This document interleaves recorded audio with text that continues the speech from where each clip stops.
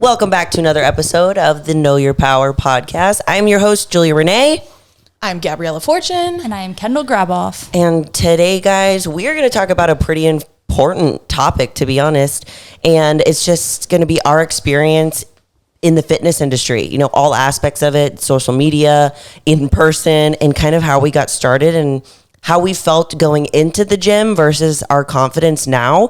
So I kind of want to start off with Kendall's story. How did you feel first starting in the fitness industry? Because you did it really young and you're still obviously really young, but how did you feel going into the gym for the first time versus now?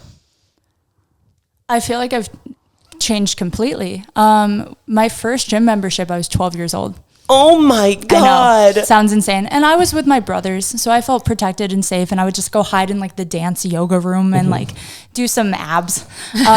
But when I started weight training, I definitely did get judgment from mostly the guys at my school. I was a gymnast, so I had a good baseline of muscle, and they already called me things like Hulk, and they would I would arm wrestle people during lunch. Oh my God, that's amazing. I hate that for myself, but I was definitely that kid. So I was not necessarily bullied, but definitely had some like demeaning things said to me regarding getting muscle. So I obviously like that affects you at that age, and I stopped lifting briefly and started doing more cardio because I was so self-conscious of my arms getting so big. Wow. And now I don't give an F. I want to be friggin' huge. I want to be Hulk. Yeah, I literally feel like Hulk's a compliment now. Like people call me She-Hulk, and I'm like, damn right I am. Yes. And I feel like a lot of that just came from like not caring about people's opinions anymore. Like this is my body. I chose to look this way, and I love weight training, and I used to let it affect me so much. And I think like when you're young, it's hard not to. And like you're in school with all these other girls, and they may be petite, and you're trying to put on muscle, and like they're gonna say some stuff, but like I feel like you just eventually grow out of that. I definitely had, now that I'm thinking about it, a similar experience in high school because I was the only girl on an all boys wrestling team. So that was enough ammo for people to make fun of me. Yeah. And then along with that, I was like a softball player too. So I did all of the quote unquote manly sports. And I think that has a lot to do with why I'm so competitive now towards men. Yeah. Because honestly, when I'm in the gym, I don't compete with other women. I'm competing with the guys, and they don't know that. And you're lifting more than the guys. Yeah, like literally you're winning. I was at the gym the other day, and just like, this is my ego talking, but there's a guy that was rowing 75s, and I was like, bet. Picks them up. I start rowing them next to him. I'm like, yeah, that's right. But that's just like a little competition side. Were you always that way? Did you I was like always being that way. competitive against the boys? Always that way. I mean, I grew up wrestling with the guys because I didn't have a girl partner to wrestle, so they made me stronger. I definitely love training with guys still because they push me in a different way because look, they're naturally just stronger than us. Like we can't help that.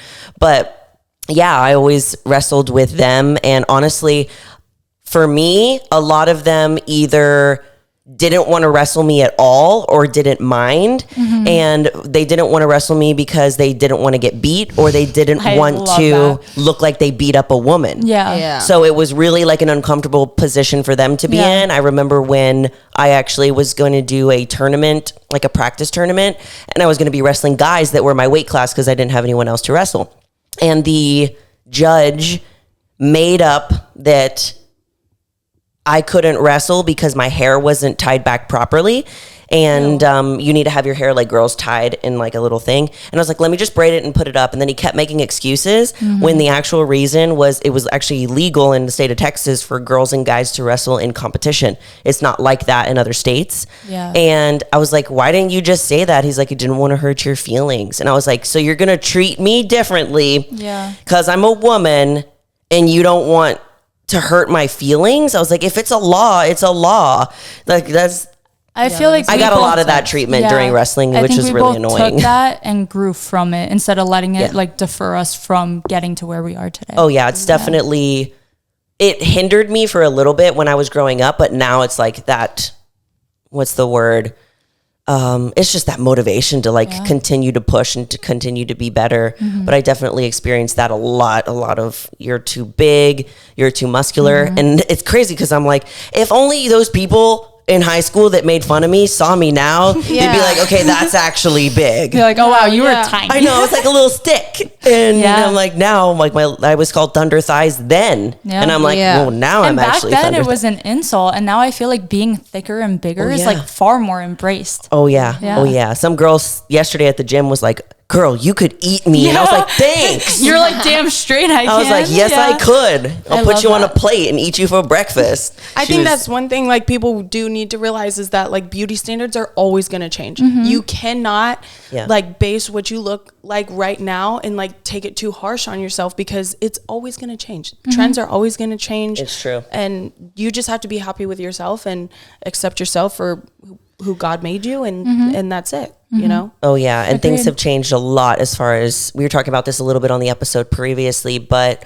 how it was so taboo to be muscular, I guess when we were like in high school and when we were in middle school, but now it's like so much more accepted and actually praised, which I was like, yes, because I feel like we're going in the right direction as far as you can do whatever you want with your body. Like however you want it to look, you have it look that way and nobody should care. I just, in my opinion, if it's not harming anybody else, then freaking go for it. That's why I'm like, if you want to get Botox, get Botox. If you want to get filler, if you want to, get a tummy tuck, if you feel confident and you feel great doing it, you do you, boo-boo. I don't care. 100%. Who am I to tell you what to do? Don't listen to me. What was your introduction to fitness like?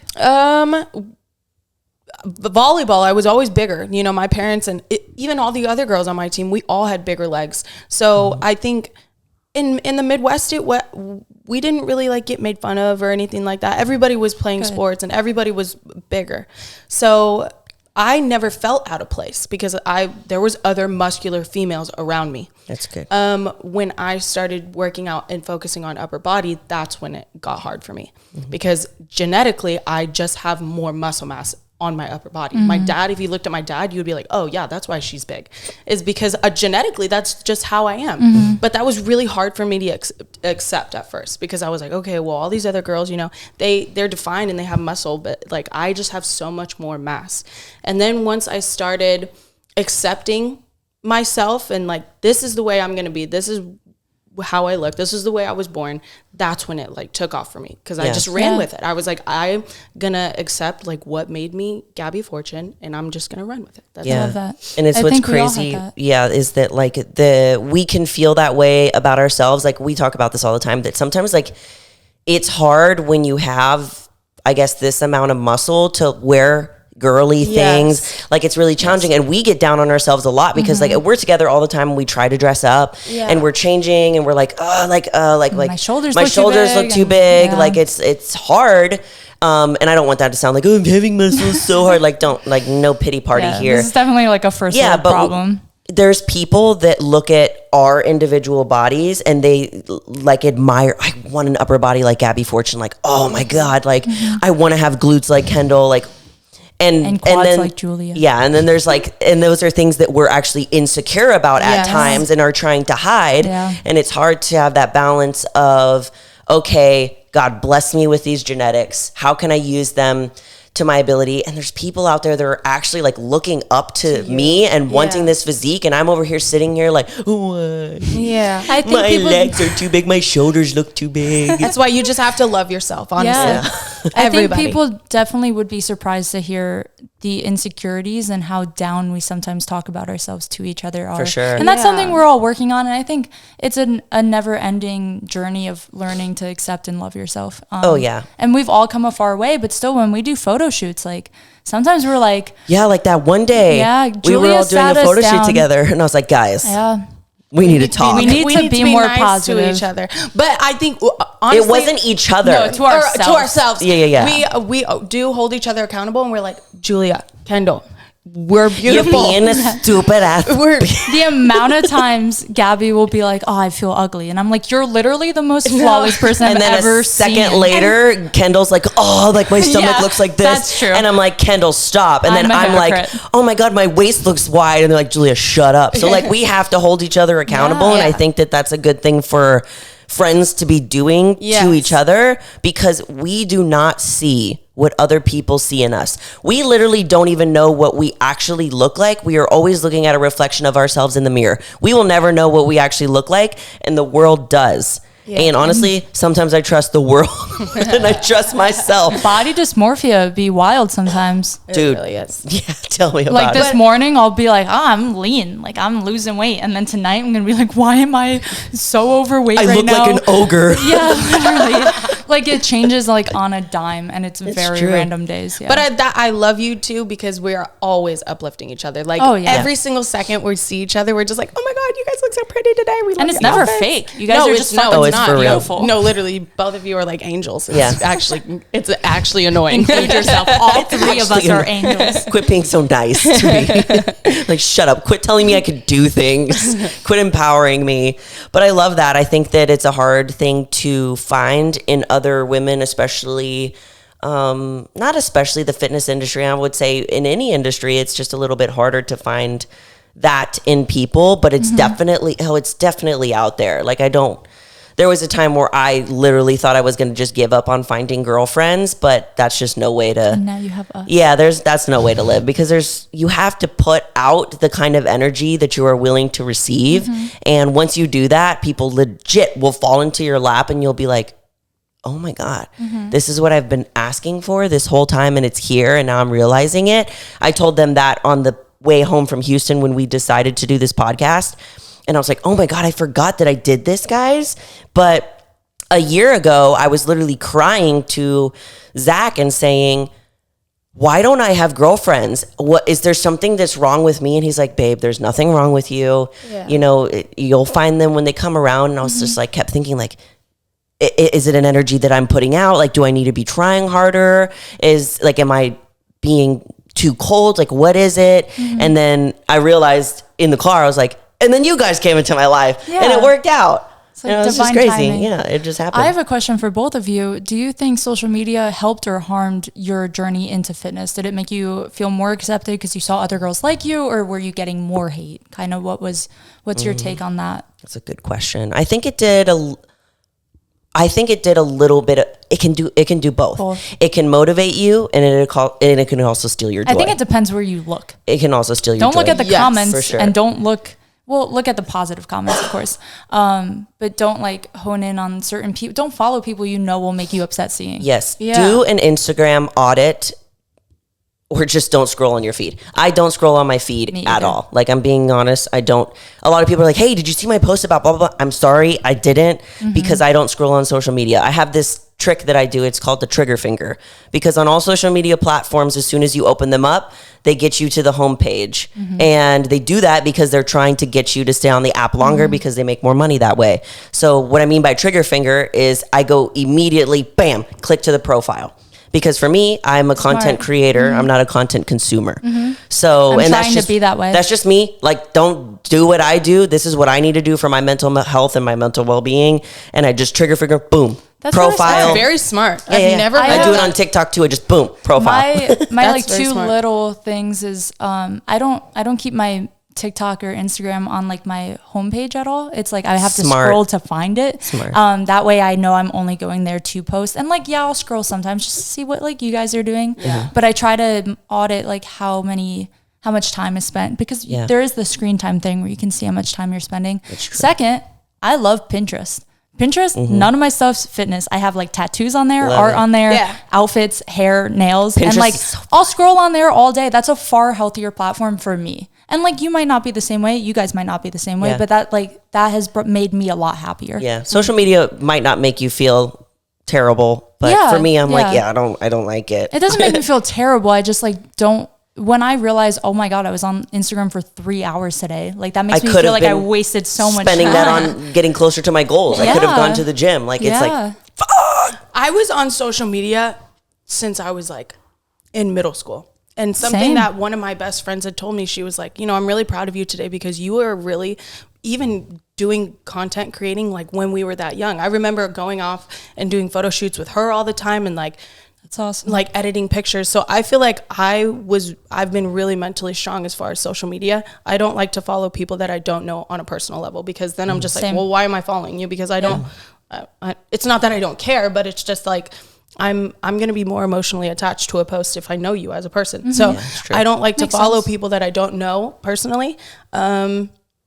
And then, like you were saying, I like that concept of I'm a content creator, not a content consumer. Yeah. On the apps I do choose to consume, which is like TikTok, because I like to laugh. I do love me some TikTok. Like that's just pretty much the only thing. I have only experienced one time where I felt really insecure on social media as far as who I was following. Mm-hmm. And I remember being like, why am I following these girls? And that was what you had mentioned in this last episode, is that, okay, well, I'm never going to have a body like Whitney Simmons. Why am I following her? Even though I do support her wholeheartedly, and I love the way she looks and she's amazing as a person, but mentally that's not really healthy to look at 24/7. If that's because it makes you think that you need to look like Whitney Simmons, when literally it's like, I could physically never look like you because my genetics will not allow it. So if I follow you and I see how skinny you are all the time, I'm going to be like, fuck, do I need to be that skinny? And then you start questioning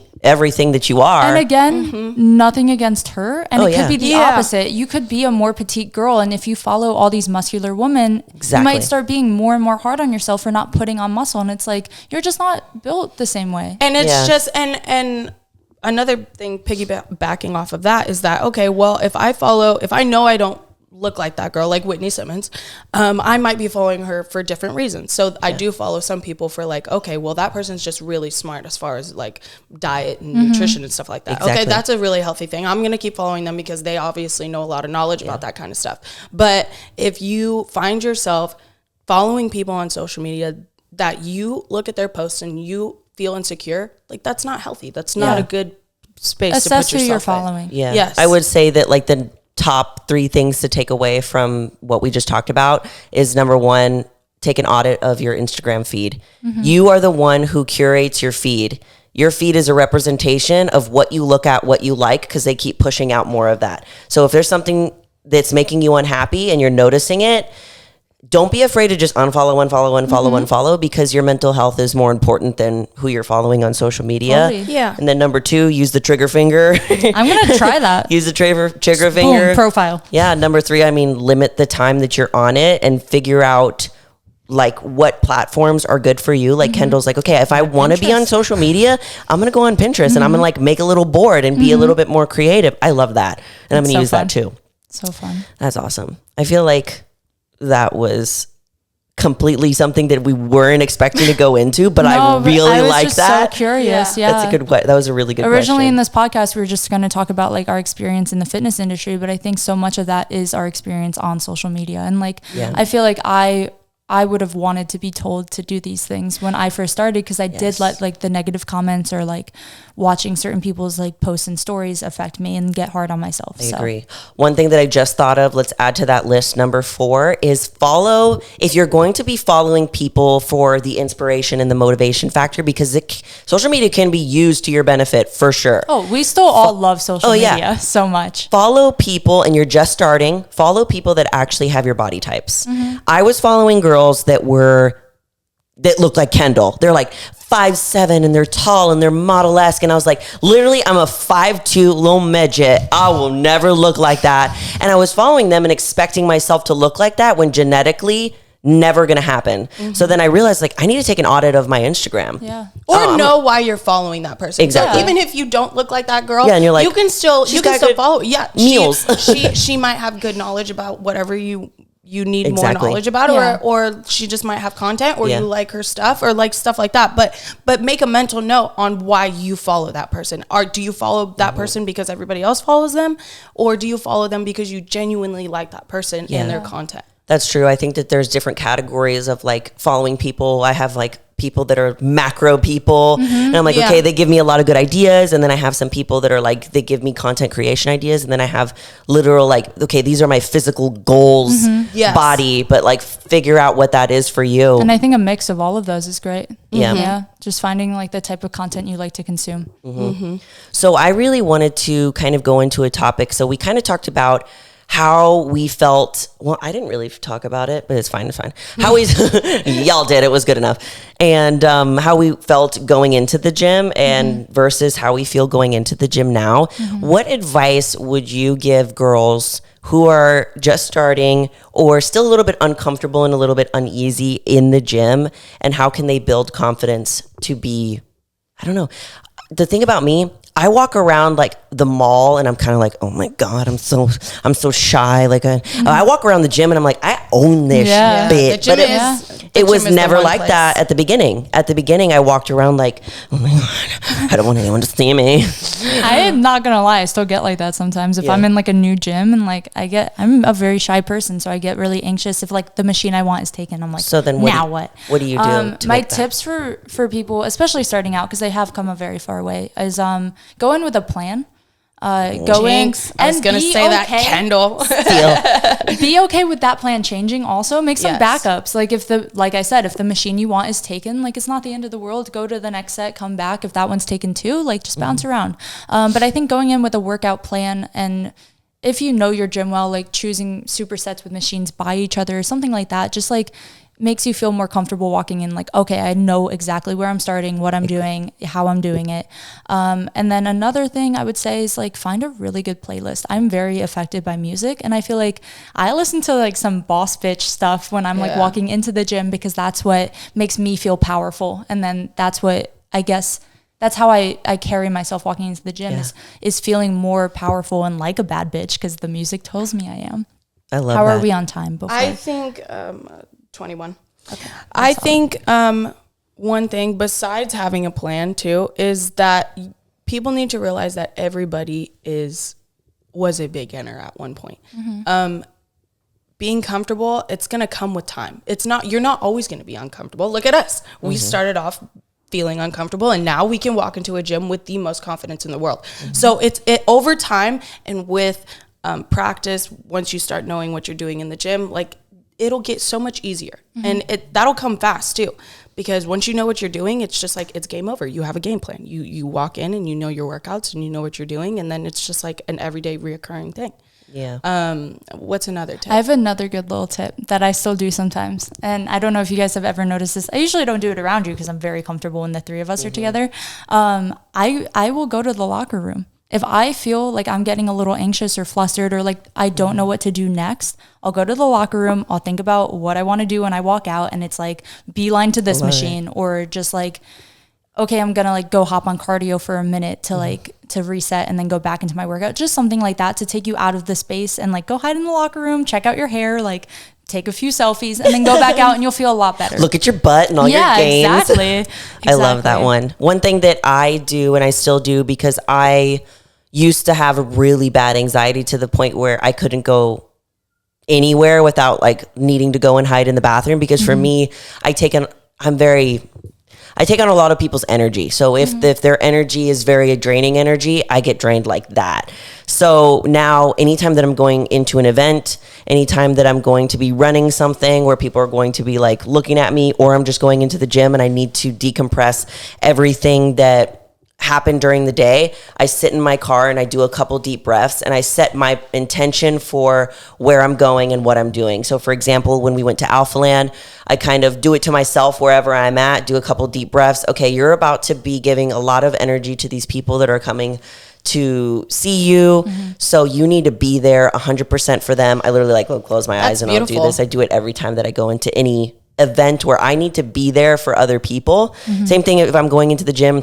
And I had a tough conversation before with like the other day, like I was talking to my grandma on the phone, and I was like, okay, now we need to flip the switch, like going from grandma mode into the gym. And I just went, that's beautiful. Freaking game time. I'm a big breathing pattern person too. Yeah. You can either hype yourself up or really calm yourself down by just like different breathing. I think for me, walking into the gym, it was never like a confidence thing. It was more of an insecurity thing, because I was just always like, okay, going into the gym, I know I'm probably going to be the biggest girl there. And I didn't like, I hate saying that, but it's true. I didn't like feeling like that. So I would literally wait until 9 p.m., 10 p.m. I would go in late as hell just so I would be the only one in there. But now, and then I would walk into a gym on another day and be like And it like gave me confidence because I would see how my hard work was like resulting in. And I was just like, okay, well, but in the beginning, like I was going to the gym at night. And if that makes you comfortable, go to the gym when there's nobody there. Go at a time when